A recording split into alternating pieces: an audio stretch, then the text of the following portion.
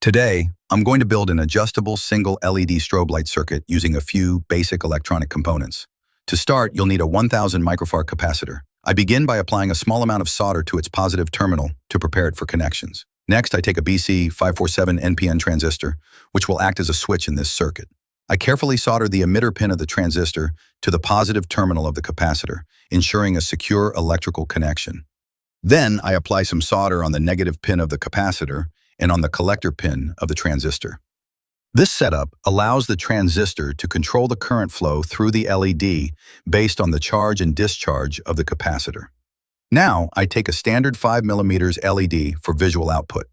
I solder the LED's negative, shorter, pin directly to the negative terminal of the capacitor, and its positive pin to the collector pin of the transistor.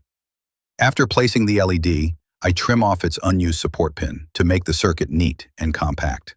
This step is optional, but helps improve the overall presentation and safety of the build. Moving on, I solder the middle output pin of a 5 kilo-ohm potentiometer to the negative terminal of the capacitor. The potentiometer acts as a timing control for the blinking rate, adjusting how quickly the capacitor charges and discharges. Next, I solder the ground pin of the potentiometer to the negative terminal of a 12-volt battery, completing the control loop. This ensures the potentiometer can correctly regulate the base voltage of the transistor.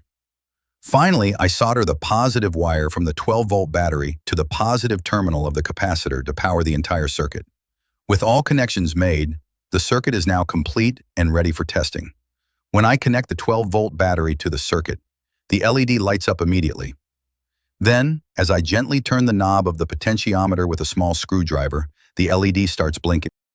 Rotating the potentiometer clockwise or counterclockwise changes the flash rate. Turning it one way increases the blinking speed, while the opposite direction slows it down, allowing full control over the LED strobe effect. This project is a simple and fun way to learn about timing circuits, capacitor charging, and basic transistor switching.